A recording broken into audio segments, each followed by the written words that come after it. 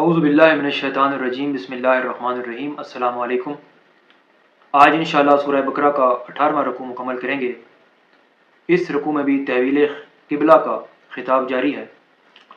اعوذ باللہ من الشیطان الرجیم بسم اللہ الرحمن الرحیم وَلِكُلٍّ وِجْهَةٌ هُوَ مُوَلِّيهَا فَاسْتَبِقُوا الْخَيْرَاتِ أَيْنَمَا تَكُونُوا يَأْتِ بِكُمُ اللَّهُ جَمِيعًا إِنَّ اللَّهَ عَلَى كُلِّ شَيْءٍ قَدِيرٌ۔ ہر شخص ایک نہ ایک طرف متوجہ ہو رہا ہے، یعنی ہر شخص کی کوئی نہ کوئی کوشش ہوتی ہے۔ تم نیکیوں کی طرف دوڑو، جہاں کہیں بھی تم ہوگے اللہ تمہیں اکٹھا کر لے گا۔ اللہ تعالیٰ ہر چیز پر قادر ہے۔ یہاں پر اللہ تعالیٰ کہہ رہے ہیں کہ تم نیکیوں کی طرف اپنی کوشش جاری رکھو، کیونکہ اللہ تعالیٰ تمہیں قیامت کے دن اکٹھا کر لے گا اور تم اپنے اعمال کا اللہ تعالیٰ کے سامنے جواب دو گے، اور اللہ تعالیٰ ہر چیز پر قدرت رکھنے والا ہے۔ ومن حيث خرجت فولي وجهك شطر المسجد الحرام وانه للحق من ربك وما الله بغافل عما تعملون۔ تو جہاں سے نکلو اپنا منہ مسجد حرام کی طرف کر لیا کرو، یہی حق ہے اور تمہارے رب کا حکم ہے۔ جو کچھ تم کر رہے ہو اس سے اللہ بے خبر نہیں ہے۔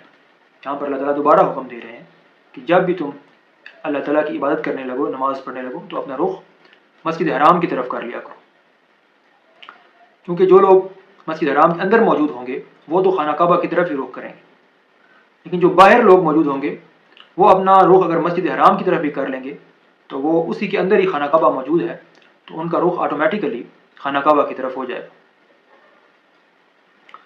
ومن حيث خرجت فولي وجهك شطر المسجد الحرام وحيث ما كنتم فولوا وجوهكم شطره لئلا يكون للناس عليكم حجة۔ جس جگہ سے تم نکلو اپنا منہ مسجد حرام کی طرف پھیر لیا کرو، اور جہاں کہیں تم ہو اپنے چہرے اسی کی طرف کر لیا کرو، تاکہ لوگوں کو کوئی دلیل تم پر باقی نہ رہ جائے۔ اب یہاں پر دلیل کا ذکر کیا جا رہا ہے، کیونکہ جو یہود تھے وہ قدم قدم پر یہ اعتراض کرتے تھے کہ جب قبلے کا رخ ہماری طرف ہے، یعنی جب بیت المقدس کی طرف آپ صلی اللہ علیہ وسلم رخ کر کے نماز پڑھتے تھے تو وہ کہتے تھے کہ نماز اور عبادت کے دوسرے طریقوں میں اختلاف کیوں ہے؟ تو اب اللہ تعالیٰ نے جب قبلہ بالکل مختلف کر دیا ہے، خانہ کعبہ کر دیا ہے، اور امت بھی بالکل یہود سے مختلف ہو گئی ہے، تو اللہ تعالیٰ یہاں کہہ رہا ہے کہ اب بالکل تم خانہ کعبہ کی طرف رخ کر کے نماز پڑھو، تاکہ ان پر کوئی اس طرح کی دلیل نہ رہ جائے یا وہ اس طرح کا اعتراض نہ اٹھائیں۔ إِلَّا الَّذِينَ ظَلَمُوا مِنْهُمْ فَلَا تَخْشَوْهُمْ وَاخْشَوْنِي وَلِأُتِمَّ نِعْمَتِي عَلَيْكُمْ وَلَعَلَّكُمْ تَهْتَدُونَ، سوائے ان لوگوں کے جنہوں نے ان میں سے ظلم کیا ہے، تم ان سے نہ ڈرو، مجھ ہی سے ڈرتے رہو، اس لیے کہ میں اپنی نعمت تم پر پوری کروں اور اس لیے کہ تم راہ راست پاؤ۔ یہاں پر اللہ تعالیٰ کہہ رہا ہے کہ تم ان لوگوں سے نہ ڈرو، یہود و نصارا سے نہ ڈرو، صرف مجھ سے ڈرو۔ اور واقعی ڈرنے کے لائق بھی اللہ تعالیٰ ہے، کہ تمام مخلوقات کو اللہ نے پیدا کیا ہے اور تمام سلطنت اللہ تعالیٰ کی ہے۔ یہ آیت آج کل کے مسلمانوں کے لیے بھی ہے کہ جو اللہ تعالیٰ کی کتاب کے مطابق کوئی فیصلہ نہیں کرتے، جو قانون انہوں نے بنایا ان کے مطابق فیصلے کرتے ہیں، تو انہیں بھی چاہیے کہ اللہ تعالیٰ سے ڈریں، ان کو کفار سے نہ ڈریں۔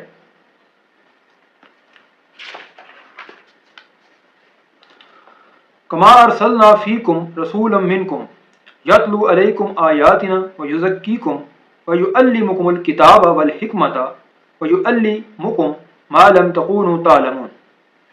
جس طرح ہم نے تم ہی سے رسول بھیجا جو ہماری آیتیں تمہارے سامنے تلاوت کرتا ہے اور تمہیں پاک کرتا ہے اور تمہیں کتاب و حکمت اور وہ چیزیں سکھاتا ہے جن سے تم بے علم تھے، تم بالکل لا علم تھے، تمہیں پتہ ہی نہیں تھا، تم زمانہ جاہلیت میں زندگی بسر کر رہے تھے۔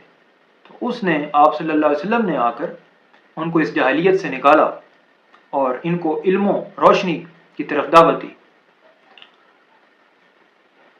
فَاذْكُرُونِي أَذْكُرْكُمْ وَاشْكُرُوا لِي وَلَا تَكْفُرُونَ، تم میرا ذکر کرو میں بھی تمہیں یاد کروں گا، میری شکر گزاری کرو اور ناشکری سے بچو۔ اس یاد دہانی کی نوعیت یہ ہے کہ اللہ اور اس امت کے درمیان ایک عظیم معاہدہ ہو گیا ہے، اور خدا کو یاد رکھنے سے مقصود ان تمام ذمہ داریوں اور فرائض کو یاد رکھنا ہے اور ان کی بجا آوری ہے جو اس امت کے سپرد کیے جا رہے ہیں۔ اور ان فرائض کے جواب میں اللہ کا یہ وعدہ ہے کہ میں تمہیں یاد رکھوں گا، یعنی دنیا اور آخرت دونوں میں کامیابی کے جو وعدے کیے ہیں پورے کروں گا، اگر تم نے بھی جو میں نے تمہیں فرائض سونپے ہیں وہ پورے کیے۔ جس طرح پہلے بھی ذکر ہو چکا ہے کہ اللہ تعالیٰ نے بنی اسرائیل کو بھی نصیحت اسی طرح کی تھی، اس میں اللہ نے فرمایا تھا کہ میری اس نعمت کو یاد کرو جو میں نے تم پر کی، اور میرے عہد کو پورا کرو، میں اس عہد کو پورا کروں گا جو تم سے کیا، اور مجھ سے ڈرو۔ لیکن انہوں نے اللہ تعالیٰ کی اس عہد کو توڑ دیا تھا اور اللہ تعالیٰ کی عذاب کا شکار ہو گئے تھے۔